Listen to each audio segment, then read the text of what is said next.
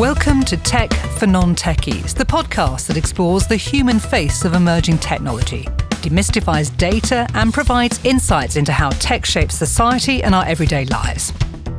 I'm Karen Allen. I'm a former BBC News journalist hailing from a time when smart meant clever and intelligent, well, it meant smart. Now my job is to try to explain our brave new world through discussions with some of the brightest minds in the business, understanding the tech and its impact from a non-techie point of view. Today, we're talking about AI and avatar journalism. More digital platforms hungry for content, increased funding pressures on newsrooms, a pernicious growth in digitally driven information operations which aim to sow false narratives, and of course, rapidly advancing generative artificial intelligence, AI technology. All this has led to a trend we're beginning to see emerge, the birth of avatar journalism. It sounds like fiction, but it's not. First, take a listen to this. Good day, my name is Lucibo. I am an artificial intelligence presenter. Gender-based violence is a significant problem in Zimbabwe. Good day, I'm Alice, and welcome to the Brief Bulletin. The Zimbabwean government has introduced new regulations. Lucibo and Alice are the latest trend in a highly competitive digital media landscape. They are AI avatars, designed using generative AI to court engagement with us humans by looking and sounding like them. But unlike mere mortals, they don't need to sleep, they don't need to take meal breaks or comfort breaks, and of course, they can be purposed to serve multiple languages at speed and at a scale that we cannot compete with. The emergence of journalist avatars in the news landscape has been, if nothing, controversial. It's one thing to use digital avatars to sell merchandise as part of a digital marketing campaign, but to deliver news? Well, let's discuss that. Zenzele Ndebele is the founder of CITE, the Centre for Innovation and Technology based in Zimbabwe. He's a journalist by background with a strong track record in community radio, and he is the man who developed the CITE AI-driven newsroom in Zimbabwe. Hi, Zenzele. Hi. Welcome to the podcast. It is you that I'm speaking to and not an avatar. I can assure you that you are talking to me and you are not talking to Alice or one of the many avatars that you have worked with. Thanks, Zenzele. Well, I'm also joined by Caroline Vuillemin from the Swiss non-profit Fondation Hirondelle, which works with local media and journalists in fragile conflicts around the world, including in the restive region of the Sahel in West Africa, site of a number of recent coups, and where we've seen the use of AI impersonator journalists, but more of that in a moment. Caroline, welcome. Hello. Thanks, Karen. Well, let's just start on this conversation about AI journalists and newsrooms. Zenzele, begin with you. Avatar news anchors and reporters. What was the thinking behind it? Is it about getting more engagement online? Well, for us, the idea of an avatar started because we had a lot of work to do. This was around the 2023 elections. We wanted to evaluate as many councillors as possible. So we started a program called, Rate Your Councillor. We had about 29 councillors in Bulawayo. We have over, 1,000 councillors countrywide. So we realized that by, interviewing each and every councillor, it was going to take a lot of time. So we then said, how about we develop an avatar that can actually, we compile the information and the avatar presents. That way, we are reducing on the number of people per team as well as the time. So it would take about 7 people to do one program. You need 2 camera guys, you need an editor, lighting, makeup, and all that kind of thing. But with an avatar, you need 1 person and the content. So we experimented and it worked and we never looked back. Wow. Well, we'll probe that a little more in a minute. But first, I think we need to give a flavour to our listeners of what it's all about. Alice is your lead anchor, Zenzele. Do you mind if I have a quick word? Sure, you can go ahead. OK. Well, here we go. Hi, Alice. It's Karen here from the Tech for Non-Techie podcast. Hello, Karen. Great to hear from you, and might I say, your voice is much more familiar than my synthetic one. Oh, well, that's very nice of you. And you certainly look a lot smarter than I do this morning. So here's a question for you, Alice. You've been billed as Africa's first AI anchor, but are you replacing human journalists? Oh, not at all, Karen. I'm not here to steal jobs. I'm here to save time, and maybe your deadlines. Human journalists still run the show when it comes to digging deep, analyzing context, and chasing scoops. I just help with the repetitive stuff, reading the news, generating multilingual content, and looking good doing it. But let me drop this friendly reminder: the dinosaurs didn't go extinct because they were weak, they just couldn't adapt. So, dear journalists, evolution is the name of the game. AI is here, not to replace, but to upgrade the newsroom. Okay. Well, then what roles do humans play in your newsroom to ensure that what you report can be fully trusted, Alice? Journalists still have a role to play in the era of AI. They have to write the stories, fact-check them, and AI is just used to deliver the message. AI avatars like Alice can read the news, but the journalism behind is 100% real. Thanks, Alice. Well, full disclosure, we gave Alice a heads up about what I wanted to ask her before we recorded the podcast, but it is a demonstration of how realistic she is. And if you look at the podcast notes for this podcast, you'll see images of Alice the avatar and how realistic and human-like she appears to the untrained eye. It is controversial. What do you make of that, Caroline? Yes, very interesting, but lots of questions in my mind. We do work with local journalists in Central African Republic, in the Sahel, and as far as I know, I haven't seen avatar and generative AI used in these newsrooms. Indeed, adaptation is necessary, and tools that help for editing, for speech to text, for transcription, and these kind of things are very helpful, though we work in local languages and very little tools are adaptable to Swahili or to Lingala, to Tamashek, to Bambara. And so many of what the machine produce, as always, it has to be read and proofread by journalists, but it's actually double time. The journalist would really save time doing it himself or herself versus reading what the machine does, because the machine doesn't master the languages yet. Yeah, I mean, sorry to interrupt, Caroline. It's a work in progress. I know you're sort of quite small scale at the moment, Zanzele.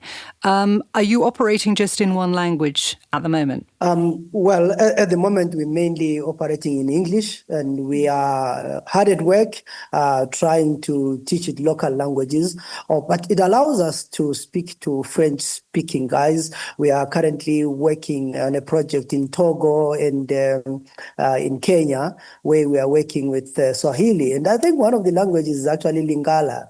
So, but for now, what we do, we're working with the locals to try and play around with the languages. So early days, but definitely give it a few months, we'll be having all these languages online.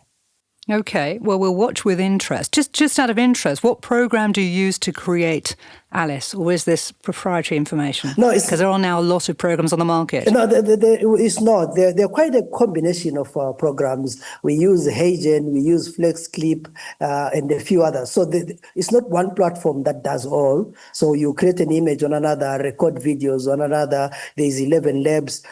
Every day there's something that comes up. So it just depends on what you want to do. If you need background information, if you need, so it depends on what you're working on. The cutaway clips, the images that you want to go with the clip. So there are quite a number of these AI platforms that are offering different things. So we mix different platforms. But what I can say is that it's a bit costly. So because we are paying, fees, and in AI, either you buy, you build, or you borrow, and it's all costly. So we are borrowing, and our license fee is about $10,000 a year. And Zanzele, are you a businessman first or a journalist first?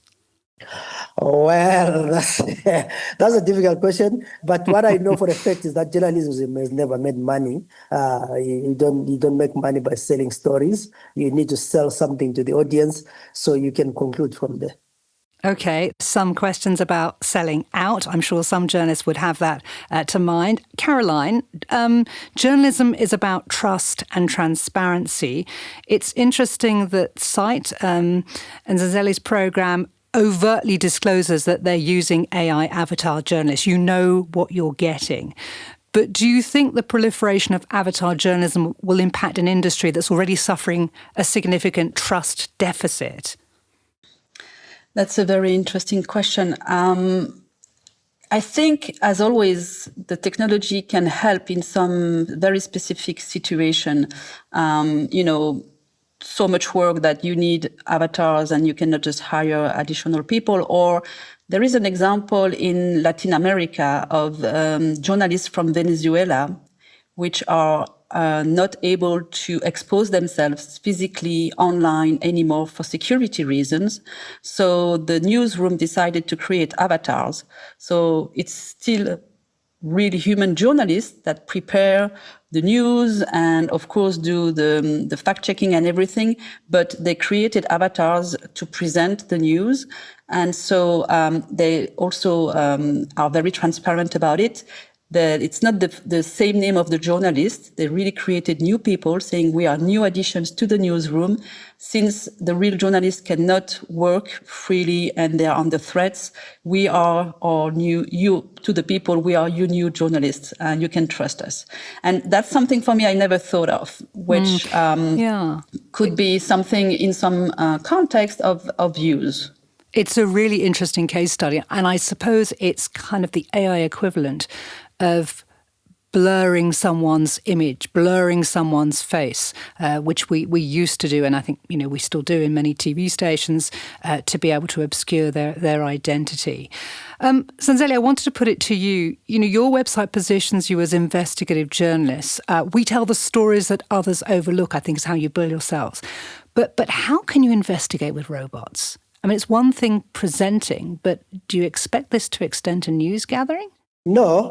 Beyond fact-checking? At the moment, the news gathering is done by human beings. And actually, one of the things that AI does is that it frees up journalists to do the work. AI will not go into the streets and interview people or go into government offices and look for information, go to courts and ask for data and all these kind of things. That is done by human beings. So the actual digging and investigating and all the work that needs to be done is done by a human being. And all what we can do with AI is that if someone leaks a document, it could be financial records and all those kind of things, and they're voluminous. We can use AI to dig in and see what's there, categorize the information according to alphabets or see the trends, and then get the human being to follow each and every story. But the AI does not write the story. It does not investigate. It is still done 100% by human beings. It's difficult, isn't it? Because you're right. I mean, there's so much data that forms the basis of an investigation. But we're also in a climate when journalists complain that they're chained to their desks in their newsrooms, or their newsrooms have no funding to send them out to go and get those stories, let alone to undertake a really detailed investigation. But I guess one of the cause of journalism is to bear witness to events, and those events have real world consequences often. And I'm just wondering, does the technology, with all its benefits, and you've set them out really, really clearly, but does it give media owners a bit of an incentive to actually sack journalists and just change to a world of avatar journalism where we effectively rely on news agencies to go out and do the news gathering, the Reuters, the AP, the AFP, and actually where the money's to be made is really in the presentation, and that's where the efficiencies can be made? I think the reality is that AI is replacing some form of journalism. You now need journalists who are multitasked. When I started journalism, in most newsrooms, the camera person, a photographer, a writer, a news editor, and all these kind of things. And some of these roles are slowly, colliding into one. You now need people who are multitasking, who can do this and that. So while at this point in time you are not seeing AI, doing all sorts of things, I don't think we are very far from having a 24-hour AI television station delivering news 24 hours. Whether that is going to be fed by human beings or AI as well is another question. Remember, at this point in time, you can actually generate a decent story using AI. and you can train your AI to adapt your style. One of the funny, interesting things about AI is that it can go beyond the paywalls. So those people who are putting paywalls in their stories, you can actually use your AI to get the stories from their paywalls and present them like yours. So there's the issue of copyrights, there's the issue of plagiarism that is going on. But I think in our own world, human beings still have I come from a time where my journalism has always been the alternative. I didn't start in the mainstream. I started challenging the government of Zimbabwe, which did not want to have community radio stations. So I'll produce programs, put them on cassette, and distribute them in buses.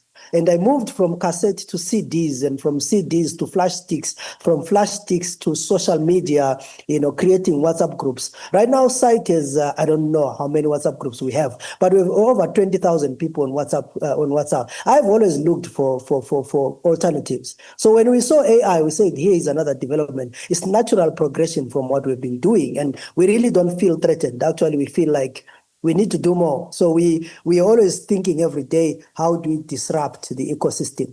Yeah, and I mean, you're talking to someone who remembers, just about when we started using computers in the newsroom. I started off on a typewriter, but I'm not going to reveal my age there. But do you worry at times, and I know you're having to defend the technology, and it is remarkable what it's able to achieve. But do you find yourself having to defend the technology from people who say, look, we're really worried about this being utilised by bad actors, by people with bad intent to sow discord, to have what used to be called disinformation campaigns, narrative control, information operations. Are you concerned that even if they're not using your station to do it, they may have imitation stations? And if we normalise the delivery of news that gets done by an avatar, it's very, very easy for the human nuance and for the responsiveness to actually be inbuilt into that. And we're able to effectively change ideas, have a very, very slow creep towards sort of shifting norms. Yeah, we are always going to have bad guys, and unfortunately, there are people who are using AI for the wrong. The proliferation of fake news, fake videos, the fact that you can actually have a video of a president announcing something when he has not done that is worrying. So we are not only dealing. Yeah, it's amazing how much Donald Trump gets around the world. Hey, yeah. All those elections that he seems to be endorsing. We've seen those deep fakes. Yeah. So we are seeing a situation where people with agendas, the disinformation, they use it for political reasons, for whatever, and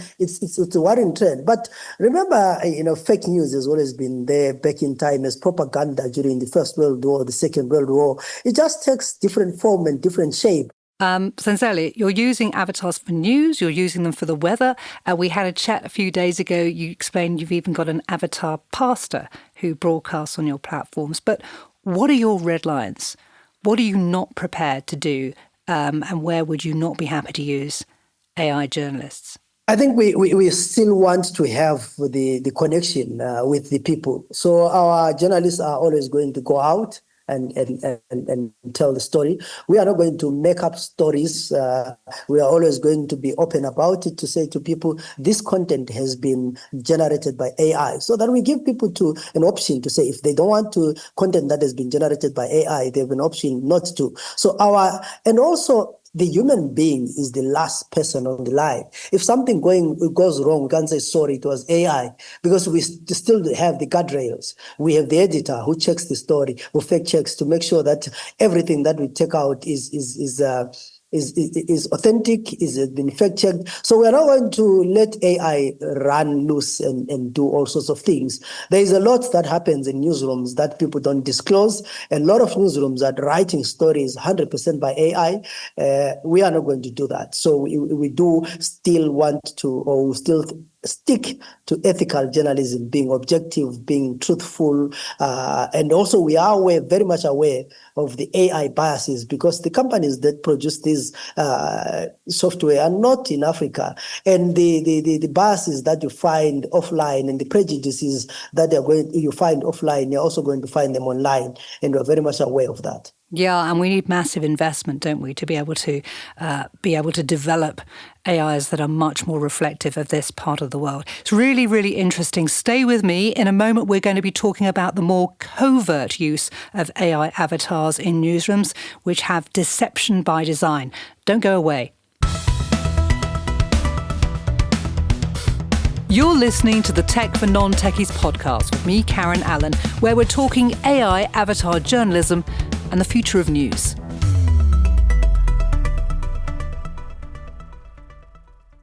Now, I came across the deceptive use of media anchors created from avatars about 2 or 3 years ago when I was editing with a colleague in Cape Town. We were sitting in a room and we stumbled across a campaign video from the restive state of Burkina Faso that had undergone a coup.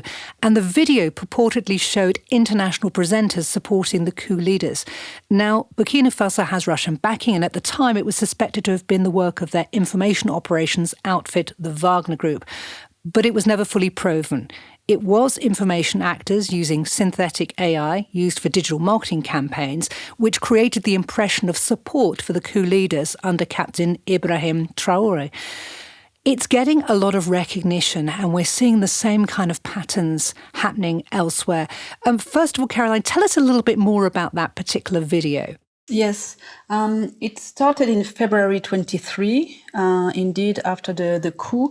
And it was really video created with avatar named Anna, Matt, Evelyn, so as real people, supporting the president and the coup and his vision for Burkina Faso. There were a lot of research and investigative journalism to understand if these people were real or not. And the report showed that it was made by artificial intelligence, by the software Synthesia, but it's not possible to say if the face of the people, for instance, are made up of several images, or is it just one person that was used to promote the President Traoré? So it was, as you said, the first time that it happened, and since that the trend is continuing with famous people. You have the Pope, you have Beyonce, you have like singers praising the President Traoré, and this is really spread in the diaspora outside of Burkina Faso. Very interesting from an interesting point of view, and it's really to get support from the African diaspora more than the local people, and so it's for me, a sign that it's very well thought, that there is the local capacity to design such campaigns, and we know the tools are accessible. And it's really to get that sense and feeling of African sovereignty, using the Sankara message and so forth, again, more for the region and the diaspora than the Burkinabe themselves. Yeah, and there's obviously a mixture there of deep fakes, which I think a lot of people have heard of, and the actual use of avatars, which we saw in that campaign video. Caroline, since then, there's been some fascinating investigations by the Forbidden Stories journalism team about avatar journalists being created by commercial companies operating covertly, so different to Zanzelli's company. These avatars are kitted out with their own social media profile, they have their own websites, and they use that to spread false narratives, which go viral online, and in many cases have ended up with content in mass French media. We're seeing this in West Africa. I think this particular avatar was presented as a Ghanaian Parisian. That is quite worrying, in the sense that we're back to the issue of trust. And this is a company that has already been in the public domain called Percepto that was creating these avatars. They may say that they don't know what they were being used for, but, ultimately, these kinds of campaigns are something we could probably expect to see more of.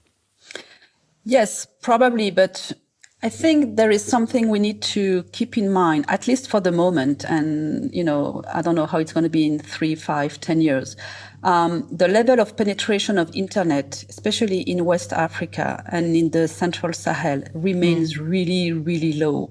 So you have these campaigns actually seen and everything that is online targeting the elite, the rural and the rich people. So it's, of course, if you access them and reach them, then they can spread the word and share on these WhatsApp groups and these kind of things. But it's not mass media in what we experience in Europe or probably South Africa, in the sense that radio remains the mass media in this context. And what for me is worrying is when not an image, but when a sound clip or a voice is then artificially produced, misleading in terms of information, and then get its way to FM and community radio and the local people, because this is where really you have an effect more than what you find online. Yeah, which absolutely. is not today the main mass media. And something else is for many of these local media, as you said, they cannot afford AP, AFP, Reuters access. So they get what is free. And this is where the Chinese, the Turkish, the Russian are very smart. They propose content for free. It shows a level of commitment that's quite staggering, isn't it? That you create an avatar, you build up a website, you build up a persona for it, you build up a social media profile for it in order to then inject narratives through that. I'm just wondering, Zanzeli, I mean, setting up and creating avatars, it's pretty expensive business, right? Doing avatars is actually expensive because you are talking about something between $5,000 and $10,000. If you are going to have personalized avatars. And if you are going to be using avatars that are readily available, you are talking about $1,000. But the avatars that are readily available have certain limitations. Many well-established platforms have limits on what you can do with the avatar and what you cannot do. So the option is to create your own avatar and do whatever you want. And it takes a bit of money. So people actually, I find it interesting that people invest in propaganda. For politicians, yes, it's clear. But for other people, I don't know why they actually put all that money and what do they get in return. I suppose if it shifts geopolitical positions and it has that macro effect, you can see that they probably get really, really good bang for your buck. I think it might be interesting to talk to people in the Sahel, for example, about that, because I think in many instances, some of the propaganda is working. And I think Caroline's alluded to that. Are you worried, Zanzeli, about what I could describe maybe as covert copycats? Again, you have very, very clearly been transparent in the way you broadcast and advise those consuming your content that this is an avatar presenter. But, the example that we've seen with these avatar journalists who are effectively impersonating investigative journalists, are you worried that there'll be more of these? Definitely, there will be more of those. We have had issues with our organization, for example, where people write a story that is completely false and we have not written it, then share it on WhatsApp with our byline or a link to our website. If you click on that link, it does not get you to our website, but people will believe it because it's coming from CITE. So it's already is happening with text. It will be worse with audio because you can clone someone's voice if you go on YouTube and whatever, and worse with avatars. They can do that. So it will get worse as we get to elections. And this year, next year, we would have a lot of elections in Africa. And you will see the use of AI or AI being used for disinformation. That's the era that we are living in. And I think we need to invest more as the media to actually make people aware of what is the difference between real and fake. The question is, where does the buck stop? Because if I am a news journalist, and I'm thinking of a colleague actually, and you make some huge gaffe on air, there are consequences. And those consequences are that you're accountable to journalistic bodies, there are ethics, there are codes of conduct, etc. If that something goes wrong with the avatar, who is held to account? Is it the person who programs it? Is it the station head? It's very, very difficult to hold an avatar and all the technology behind it accountable. I think if CITE is running an avatar and the avatar says something that is wrong, CITE is liable because it's on our platform. It's like we treat our avatars as our presenters. If our presenter defames someone today, you are sued because this person says, "Hi, my name is Alice. I'm a CITE reporter or I'm a CITE presenter." So we cannot jump and say we don't know Alice. So it's clear that you use them, you take responsibility, and this is why we are very upfront when you use them, and we're actually transparent about it. We don't have an AI Act in this part of the world, and there is a European AI Act. It's sort of a trailblazing piece of legislation. But if we were to have some regulation in what's broadly described as the Global South, if we had regulation that forced creators to expose the algorithms, the rules that underpin the avatars, the raw data upon which they're based, and subject those to audit. Would you be happy to do that? Definitely, we would be, because for us, we like we say, this is our way of doing business. We are very transparent about it. If someone was to ask us, guys, I want to see you how you make your stories from the process you start to the end, they are very much welcome to do that. But it's just like you remember the Y2K syndrome, where people were worried that their computers will not go beyond 2000. So you're showing your age, just like me, and I remember that extremely well. Just to remind can we just remind our younger listeners what that was? That was the idea at the turn of the century that all our computers were going to stop because of some inbuilt bug. That was the Y2K. I've probably completely massacred the narrative, but that's broadly what it was about. Yeah. So people were afraid of computers and what they would do, and ask anyone who was in the newsroom then, they were afraid to migrate. So AI is still new. It's still, to some people, for the older generation, unfortunately, it's a bit confusing. But for the young ones, but with time, people will learn to live with it, and it's unfortunately it's getting more advanced. So we rather adapt and have guardrails. Like I said, this is where I think we need laws on how to use AI in the newsrooms. If you're a journalist and they're using AI, the newsroom needs to have guidelines. If not, they don't have AI policies, but you need to have AI guidelines. When do we use AI? What do we use AI for? And all those kind of things. Oh my word! Oh my word! One shudders. And human-centered podcast presentation, I know, is going to be a thing of the past very, very soon. If you check any documents online, often you get an offer, would you like to make a podcast out of that, which sends shivers down my spine.